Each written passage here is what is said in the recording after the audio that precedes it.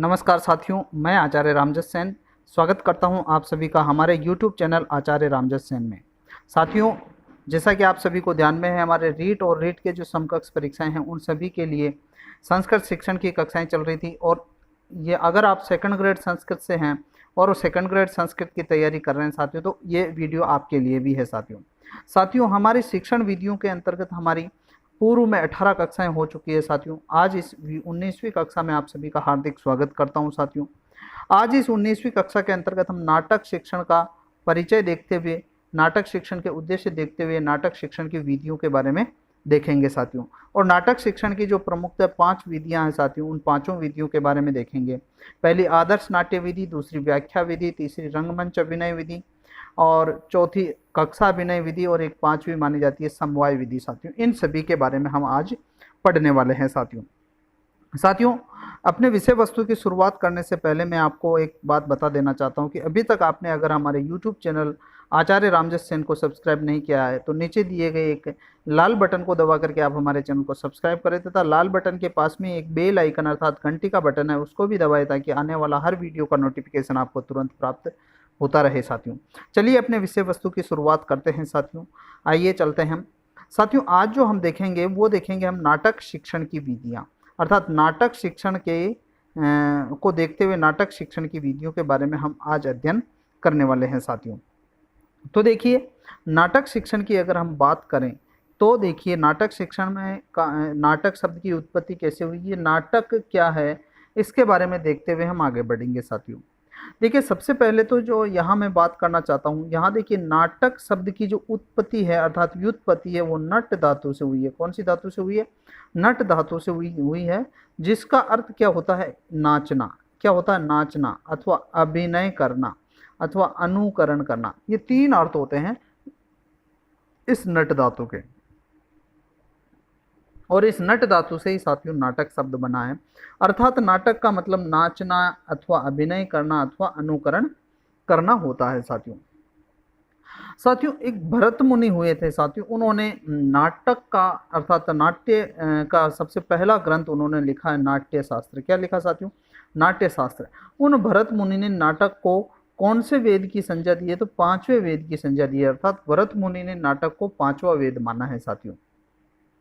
इसके अलावा अगर और बात करें साथियों तो यह जो है, यह नाटक है, ये दृश्य काव्य की श्रेणी में आता है। जैसा कि मैंने काव्य के प्रकार बताए साथियों, एक तो दृश्य काव्य बताया था मैंने आपको और एक काव्य बताया था श्रव्य काव्य साथियों। तो दृश्य और श्रव्य काव्य में जो नाटक है साथियों, ये दृश्य काव्य के अंतर्गत आता है साथियों। इसके अलावा कुछ उक्ति प्रसिद्ध है साथियों, तो उन उक्तियों के बारे में भी हम देख लेते हैं। तो उक्ति है और इसकी परिभाषाएं हैं वो भी आपको समझनी है साथियों। तो नाटक के लिए एक उक्ति प्रसिद्ध है और वो उक्ति प्रसिद्ध है कौन सी की? काव्येषु नाटकम रम्यम। यानी जो काव्य हैं अर्थात काव्य, दृश्य काव्य और श्रव्य काव्य मैंने आपको बताए हैं। दृश्य और श्रव्य 2 प्रकार का जो काव्य होता है साथियों, उस काव्य के अंतर्गत यानी काव्यों में नाटकम रम्यम यानी नाटक रमण करता है। यानी अगर काव्यों के अंतर्गत कोई चीज अच्छी लगती है, रमणीय लगती है, तो वो नाटक लगती है साथियों। इसके अलावा बात करते हैं, धनंजय ने नाटक की एक परिभाषा दी है साथियों, अवस्थानुकृतिर नाट्यम। क्या परिभाषा दी है? अवस्थानुकृतिर नाट्यम, अर्थात किसी अवस्था का अनुकरण करना ही नाटक कहलाता है। लिखिए साथियों, आप इसका हिंदी अनुवाद भी आप लिख सकते हैं साथ के साथ।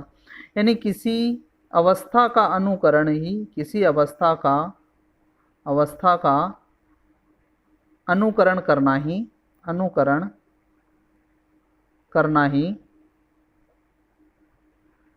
नाटक है साथियों। किसी अवस्था का अनुकरण करना ही नाटक कहलाता है साथियों। आगे बात करते हैं साथियों, भरत मुनि जो उन्होंने नाट्य शास्त्र लिखा है, उन्होंने भी ये एक परिभाषा अर्थात नाटक के बारे में बताया है, अर्थात नाटक का महत्व बताया है साथियों कि न तत्श्रुतम न तत्शिल्पम, अर्थात ऐसा कोई सुना नहीं गया है, न तत्शिल्पम और न ही ऐसा कोई शिल्प है, न ऐसा विद्या और न ही ऐसी कोई विद्या है, न ऐसा कला और न ही ऐसी कोई कला है, न ऐसा योग और न ही कोई ऐसा योग है, न तत्कर्म और न ही ऐसा कोई ऐसा कर्म है, यत् नाट्य अस्मिन् न दृश्यते, जो नाटक के अंतर्गत दिखाई नहीं देता। यानी ऐसी कोई कला नहीं है, ऐसी कोई विद्या नहीं है, ऐसा कोई शिल्प नहीं है, ऐसा कोई योग नहीं है, ऐसा कोई कर्म नहीं है जो नाटक के अंतर्गत दिखाई नहीं देता है साथियों, ऐसा कभी सुना नहीं गया है। ये भरत मुनि ने नाट्य शास्त्र के अंतर्गत नाटक का महत्व बताते हुए उन्होंने ये श्लोक लिखा है साथियों।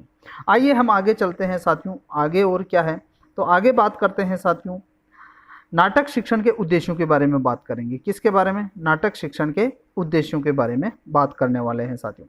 साथियों, उद्देश्य क्यों बनाए जाते हैं या फिर उद्देश्यों का अर्थ क्या होता है, यानी नाटक हमें बालकों को क्यों करवाना चाहिए, नाटक का शिक्षण बालकों को क्यों करवाना चाहिए, इसका उत्तर ही इसके उद्देश्य हैं साथियों।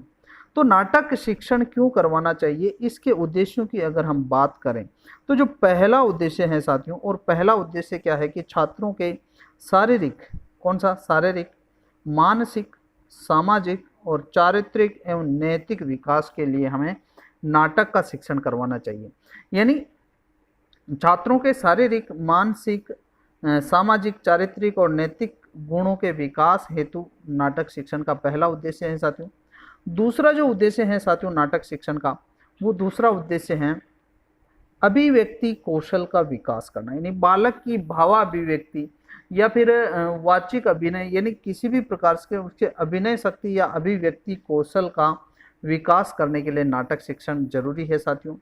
तीसरा जो उद्देश्य है साथियों, वो तीसरा उद्देश्य है अभिनय शक्ति का विकास करना, यानी बालक के अंतर्गत अभिनय कौशल का विकास करना या भावाभिव्यक्ति को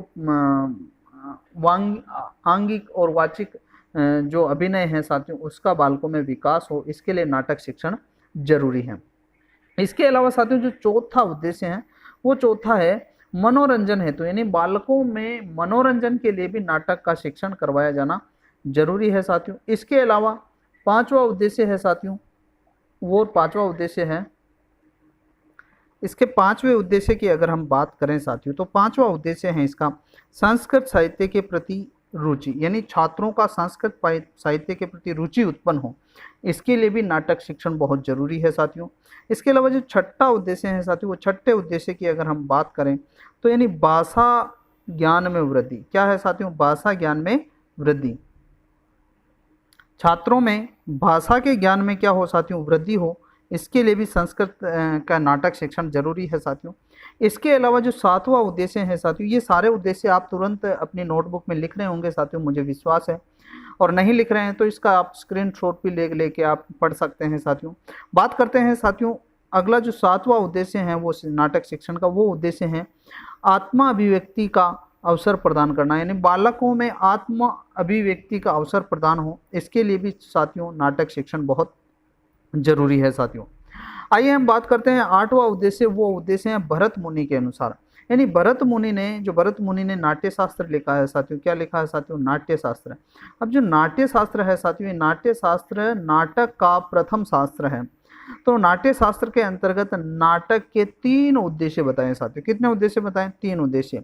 पहला हितोपदेश जननम, दूसरा विश्रांति जननम और तीसरा है विनोद जननम।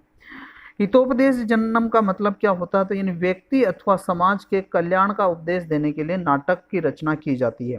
पहला हितोपदेश जन्म, ये क्या है साथियों? हितोपदेश जन्म यानी जननम, यानी व्यक्ति अथवा समाज को के लिए कल्याण का उपदेश देना।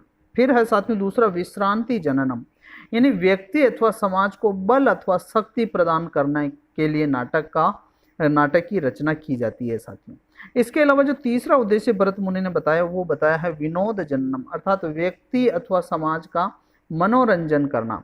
साथियों ये उद्देश्य हैं साथियों, थोड़े महत्वपूर्ण है मेरी दृष्टि में, तो आप इनको एक बार याद कर लीजिए, क्योंकि ऐसा प्रश्न आ सकता है कि नाट्य शास्त्र में नाटक के कितने उद्देश्य माने हैं। तो साथियों आपको ध्यान में है तीन उद्देश्य माने गए हैं। कौन कौन से माने गए हैं? तो हितोपदेश जन्म, विश्रांति जन्म और विनोद जन्म, ये तीन उद्देश्य नाट्य शास्त्र के अंतर्गत माने गए हैं साथियों नाटक के। आइए हम आगे की बात करते हैं साथियों। आगे हैं साथियों हमारे नाटक शिक्षण की विधियां। अर्थात अब हम देखने वाले हैं साथियों नाटक शिक्षण की विधियों के बारे में हम देखने वाले हैं। तो नाटक शिक्षण की विधियां देख लेते हैं साथियों। नाटक शिक्षण की प्रमुखतः है 4 विधियां हैं साथियों। कितनी विधियां हैं साथियों? 4 विधियां। नाटक शिक्षण की प्रमुखतः 4 विधियां हैं। उन 4 विधियों के अंतर्गत जो पहली विधि है साथियों, वो पहली विधि है आदर्श नाट्य विधि। कौन सी है साथियों? आदर्श नाट्य विधि। आदर्श नाट्य विधि के अंतर्गत क्या होता है साथियों? आदर्श यानी यहाँ आदर्श आते ही नाटक में आदर्श कौन होता है साथियों, या फिर शिक्षण में आदर्श कौन होता है? तो वो होता है शिक्षक। अर्थात बालक शिक्षक को देख कर ये सारी चीजें सीखते हैं। तो यहाँ आदर्श को आप शिक्षक से जोड़ सकते हैं। अर्थात इस जो विधि है साथियों, यह विधि में किसकी भूमिका महत्वपूर्ण होती है? शिक्षक की भूमिका महत्वपूर्ण होती है। अच्छा, यहाँ से एक और प्रश्न मैं आपसे पूछने वाला हूँ। तो बताइए, गीत अथवा नाट्य विधि, गीत अथवा नाट्य विधि ये किसकी विधि है साथियों? तो ये गीत अथवा जो नाट्य विधि है या फिर नाट्य विधि है, ये है साथियों पद्य शिक्षण की विधि। किसकी विधि है? पद्य शिक्षण अथवा काव्य शिक्षण की विधि है। ये आपको गांठ बांध लेनी है इस चीज को। और आदर्श नाट्य विधि है किसकी है साथियों? तो आदर्श नाट्य विधि नाटक शिक्षण की है। नाट्य विधि किसकी है? पद्य शिक्षण की। गीत अथवा नाट्य विधि किसकी है? पद्य शिक्षण की। जबकि आदर्श नाट्य विधि किसकी है? यह है नाटक शिक्षण की विधि है। ये आपको ध्यान में रख लेना। फिर आगे बात करते हैं साथियों आदर्श नाट्य विधि में क्या होता है। इस विधि में शिक्षक स्वयं क्या करता है? इस विधि में शिक्षक स्वयं नाटक के सभी पात्रों का वाचिक अभिनय करता है। यानी नाटक में जितने भी पात्र आए हैं साथियों, उन सभी पात्रों का अभिनय कौन करता है साथियों? शिक्षक स्वयं करता है। यानी बालकों से अभिनय नहीं करवाया जाता है। इसके साथ ही नाटक के जो संवाद है साथियों, उन संवादों को इस ढंग से पढ़ता है कि छात्रों को प्रत्येक चरित्र का आभास हो जाए। यानी जो नाटक के अंतर्गत जो संवाद आए हैं, उन संवादों को उन पात्रानुकूल और भावानुकूल वाचन करता है साथियों। कैसे करता है? जैसे रावण का कोई पात्र आ गया तो शिक्षक रावण के अनुसार ही बोलेगा, राम का पात्र आ गया तो शिक्षक राम के अनुसार ही बोलेगा। यानी पात्रानुकूल और भावानुकूल वाचन कौन करता है साथियों? शिक्षक करता है। तो शिक्षक का जो स्वर होता है वो पात्रों के अनुकूल और भावों के अनुकूल होता है साथियों। अब इसके गुण दोषों की बात करें साथियों, आदर्श नाट्य विधि में क्या होता है, ये चीज तो आपको आसानी से समझ में आ गई। अब इनके गुण दोषों की भी चर्चा कर लेते हैं साथियों। तो इसका जो पहला गुण है साथियों, वो गुण है यह विधि प्रत्येक परिस्थिति में अपनाई जा सकती है। यानी इस विधि को कहीं पर भी अपनाया जा सकता है। इसके लिए कोई एक स्थान विशेष या परिस्थिति विशेष की आवश्यकता नहीं। यानी प्रत्येक परिस्थिति में इस विधि को अपनाया जा सकता है। कक्षा कक्ष के अंदर भी, कक्षा कक्ष के बाहर भी, कक्षा के बाहर चबूतरे पे, नीम के नीचे, किसी पेड़ के नीचे, कहीं पर भी इस विधि को अपनाया जा सकता है साथियों। आगे बात करते हैं दूसरे गुण की। तो यहाँ साथियों दूसरा गुण है, दूसरा इसका गुण है साथियों, छात्रों को भावानुकूल और पात्रानुकूल वाचन सुनने को क्या मिलता है? अवसर मिलता है। क्योंकि बालक कभी भी भावानुकूल और पात्रानुकूल वाचन नहीं कर सकते, क्योंकि वो उनमें इतनी समझ विकसित अभी नहीं हुई है साथियों। तो बालकों को या छात्रों को पात्रानुकूल और पात्रानुकूल भावानुकूल वाचन सुनने को क्या मिल जाता है? अवसर मिल जाता है साथियों। यह विधि किस स्तर के लिए उपयोगी है? तो यह विधि प्राथमिक स्तर के लिए बहुत ही उपयोगी है साथियों। अब इनके दोषों की भी चर्चा कर लेते हैं साथियों। तो इनके दोष है साथियों, वो दोष क्या है? इसके अंतर्गत शिक्षक तो सक्रिय रहता है और छात्र क्या रहते हैं? निष्क्रिय। तो छात्र केवल मूक श्रोता बन करके रह जाते हैं। इसके दोष लिखिए साथियों। दोष में है कि छात्र मूक श्रोता बनकर रह जाते हैं तथा छात्र क्या रहते हैं? इसके अंतर्गत निष्क्रिय रहते हैं। और जो छात्र जहाँ जिस विधि के अंतर्गत निष्क्रिय रहते हैं, वो विधि कभी भी मनोवैज्ञानिक नहीं होती है साथियों। व्याकरणिक ज्ञान का इसमें अभाव होता है साथियों। शिक्षक केवल पात्रानुकूल भावानुकूल वाचन करता है, व्याकरणिक ज्ञान को उसमें स्पष्ट नहीं करता साथियों। नाटक के अन्य तत्व जैसे उनके गुण दोष हो गए, नाटक की रीतियां हो गई, अभिनय हो गए, उनके बारे में चर्चा नहीं की जाती है साथियों। तो नाटक के जो अन्य तत्व हैं उनकी व्याख्या नहीं की जाती है। तो ये इनके दोष है साथियों। इसके कुछ फायदे भी है, इसके कुछ नुकसान भी है साथियों। तो अतः ये विधि परिपूर्ण नहीं है साथियों। आगे बात करते हैं साथियों व्याख्या विधि की। दूसरे नंबर की विधि कौन सी है हमारे नाटक शिक्षण में? तो नाटक शिक्षण में जो दूसरे नंबर की विधि है वो है साथियों व्याख्या विधि। तो व्याख्या विधि की बात कर लेते हैं कि व्याख्या विधि में क्या क्या किया जाता है। तो व्याख्या विधि के अंतर्गत क्या होता है, ये है दूसरे नंबर की विधि, व्याख्या विधि। अब नाम से स्पष्ट है व्याख्या, इसका मतलब इस विधि के अंतर्गत नाटक का विस्तृत विवेचन किया जाएगा। अब विस्तृत विवेचन कैसे किया जाएगा ये देखते हैं। इस विधि के अंतर्गत क्या होता है, शिक्षक क्या करता है, नाटक की कथा बताता है बालकों को, उसके पात्रों की भी व्याख्या करता है, उसके कथोपकथन यानी उस कथाओं के उपकथन हैं उनकी भी व्याख्या करता है, भाषा शैली की चर्चा करता है साथियों कि भाषा शैली इसकी कैसी है आदि की क्या करता है साथियों, व्याख्या करता है या विस्तृत विवेचन करता है। साथियों ये ध्यान में आ गया होगा कि इसमें क्या किया जा रहा है, यह विधि व्याख्या कथन एवं प्रश्नोत्तर द्वारा की जाती है, यानी बालकों से व्याख्या भी की जाएगी, कथन भी किए जाएंगे और प्रश्नोत्तर भी किए जाएंगे, इनके द्वारा यह भी इस विधि का प्रयोग किया जाता है। अब साथियों इसके लिए नाटक के गुण दोषों का भी विवेचन किया जाता है, यानी नाटक में कौन कौन से गुण हैं, कौन कौन से दोष हैं, इनका भी विवेचन किया जाता है। कौन सी विधि में, व्याख्या विधि के अंतर्गत। अब इस विधि के गुण और दोष के बारे में चर्चा कर लेते हैं। साथियों आपने अगर नहीं उतारा है तो इसका स्क्रीनशॉट ले सकते हैं आप। अब आगे चलते हैं, गुण दोषों की चर्चा करें साथियों। कौन सी विधि पढ़ रहे हैं हम, तो व्याख्या विधि पढ़ रहे हैं। कौन सी विधि पढ़ रहे हैं साथियों, व्याख्या विधि। यहाँ मैं लिख देता हूँ, ये व्याख्या विधि पढ़ रहे हैं साथियों, व्याख्या। अब इस व्याख्या विधि के गुण क्या है और व्याख्या विधि के दोष क्या है। गुणों की अगर हम चर्चा करें साथियों, तो छात्र नाटक के गुण दोषों को सीख जाते हैं, यानी नाटक में कौन कौन से गुण हैं, कौन कौन से दोष है, इसके बारे में छात्र सीख सकते हैं। ये इसका पहला गुण है। दूसरा गुण यह है व्याख्या विधि का कि यह विधि नाटक की कथा, भाषा शैली आदि के बारे में समुचित व्याख्या करने में सहायक है और बालक इनके बारे में आराम से समझ सकता है, जान सकता है साथियों। लेकिन इसके कुछ दोष भी है साथियों, और वो दोष है कि इसमें छात्र क्या रहते हैं, निष्क्रिय रहते हैं। और जिस विधि में छात्र निष्क्रिय रहते हैं वो विधि नीरस और अमनोवैज्ञानिक होती है। इसीलिए शिक्षण क्या हो जाता है साथियों, नीरस हो जाता है। और यह विधि जो है, यह विधि केवल और केवल उच्च कक्षाओं के लिए ही उपयोगी है, प्राथमिक की कक्षाओं के लिए यह विधि उपयोगी नहीं है। अतः ये इनके दोष हो जाते हैं साथियों, और ये इसके गुण हो जाते हैं साथियों। गुण दोष आपने लिख लिए होंगे व्याख्या विधि के, नहीं लिखे तो एक बार स्क्रीनशॉट ले लीजिए ताकि आपको आगे अच्छे समझ में आ जाए। अब हम बात करते हैं साथियों अगली विधि, और वो अगली विधि है साथियों रंगमंच अभिनय विधि। कौन सी विधि है, रंगमंच अभिनय विधि। अब देखो नाम से स्पष्ट हो रहा है तीसरी विधि का, और तीसरी विधि कौन सी है साथियों, रंगमंच अभिनय विधि। अर्थात यहाँ जो अभिनय किया जाएगा वो कहाँ पर किया जाएगा, रंगमंच के ऊपर किया जाएगा। कौन करेगा, तो यहाँ जो अभिनय करेंगे वो छात्र करेंगे। निर्देशन कौन करेगा, निर्देशन भी छात्र। पात्र कौन अपनाएगा, छात्र। यानी इसके अंतर्गत जो सारा कार्य है वो सारा कार्य छात्र करते हैं साथियों।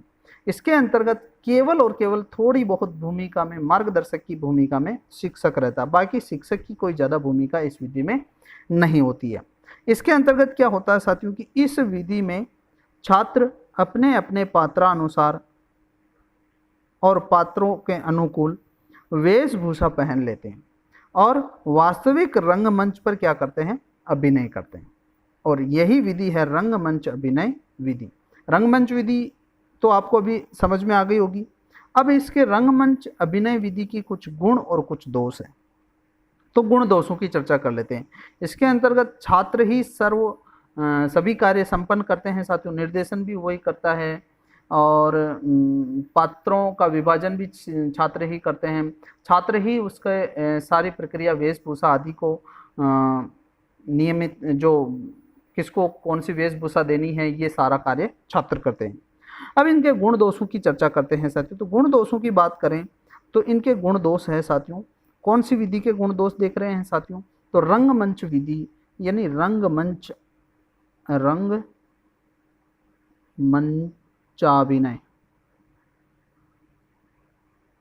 रंगमंचाभिनय विधि के गुण दोषों की चर्चा कर रहे हैं।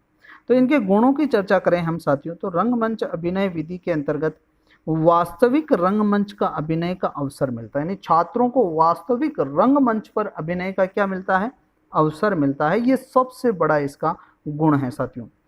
और रंगमंच की तैयारी नाटक का निर्देशन, संचालन आदि का अवसर भी छात्रों को मिलता है, जो कि छात्र नाटक शिक्षण का जो प्रमुख उद्देश्य है उस प्रमुख उद्देश्य की प्राप्ति हो जाती है साथियों। लेकिन इसके कुछ दोष भी है साथियों। दोषों की चर्चा करें तो देखिए, इसके अंतर्गत एक तो अपव्यय ज़्यादा होता है। अपव्यय चाहे वो समय का हो, यानी समय, शक्ति और धन। समय, शक्ति और धन, इसका क्या होता है साथियों? अपव्यय होता है। और इसके अलावा जो दूसरा है कि हर समय रंगमंच उपलब्ध नहीं होता। रंगमंच उपलब्ध छात्रों को कब होता है साथियों? जब कोई या तो स्वतंत्रता दिवस हो, या फिर वार्षिकोत्सव हो, या फिर गणतंत्र दिवस हो, उस समय ही रंगमंच उपलब्ध होता है। हर समय रंगमंच उपलब्ध बालकों को नहीं हो पाता है। इसके अलावा है सरकारी स्कूलों के अंतर्गत साधनों का क्या रहता है साथियों? अभाव रहता है। तो इस कारण भी ये 3 इसके दोष हैं। बाकी इसके सारे गुण माने जाएंगे साथियों। अब बात कर लेते हैं साथियों चौथे नंबर की विधि। ये आपने लिख लिए होंगे, नहीं लिखे हैं तो अभी आप स्क्रीनशॉट ले लीजिए। इसके पश्चात आगे बात करते हैं। चौथी विधि है साथियों कक्षा अभिनय विधि। कौन सी है? कक्षा अभिनय विधि। अब कक्षा अभिनय विधि की बात करें तो देखो, नाम से स्पष्ट हो रही है चौथी विधि कक्षा अभिनय, यानी रंगमंच पर अभिनय नहीं होकर के कक्ष के अंदर ही अभिनय करना, इसी को कक्षा अभिनय कहते हैं। इस कक्षा अभिनय विधि के अंतर्गत क्या होता है कि इसमें शिक्षक के मार्गदर्शन के अनुसार, यानी शिक्षक उसका बालकों का मार्गदर्शन करता है। छात्र अपनी अपनी भूमिका के अनुसार, यहाँ वेशभूषा जरूरी नहीं होती है साथियों, अपनी अपनी भूमिका के अनुसार नाटक का अभिनय कक्षा कक्ष के अंदर ही करते हैं। यानी कक्षा कक्ष के बाहर नहीं होता, ये कक्षा कक्ष के अंदर ही अभिनय होने के कारण यह विधि कक्षा अभिनय विधि के नाम से जानी जाती है साथियों। अब देखो, कक्षा अभिनय विधि के कुछ गुण हैं, कुछ दोष हैं। मेरे हिसाब से ये विधि आपको समझ में तो आ गई होगी साथियों, क्योंकि ये कोई कठिन इसमें तथ्य नहीं है साथियों। अब बात करते हैं साथियों इनके गुण दोषों की चर्चा करें तो गुण दोषों की चर्चा करते हैं तो यहाँ गुण दोषों की चर्चा में आप एक बार देख लीजिए इसके क्या गुण हैं, क्या दोष है, किस विधि के? कक्षा अभिनय विधि के। कक्षा अभिनय। अब कक्षा अभिनय विधि के हम गुण और दोषों की चर्चा करते हैं साथियों। इनके गुण की चर्चा करें, शिक्षण क्या हो जाता है? रोचक हो जाता है।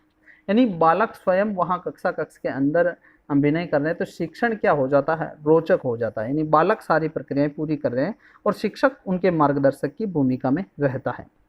दूसरा इसका गुण है साथियों, वो दूसरा गुण है छात्रों को अभिव्यक्ति का अवसर मिलता है। यानी कक्षा कक्ष के अंतर्गत लगभग सभी छात्रों को क्या मिलता है?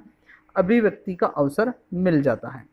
और इसके गुणों की बात करें तो एक तो समय की बचत हो जाती है। यानी कक्षा कक्ष के अंदर वेशभूषा पहनने में, रंगमंच पर जाने में, इसमें ज़्यादा समय खर्च होता है, जबकि यहाँ समय और धन की क्या हो जाती है साथियों? बचत हो जाती है। दोष, इसका एक प्रमुख दोष है इस विधि का, और वो दोष है कि वास्तविक रूप में नाटक प्रस्तुत नहीं किया जा सकता।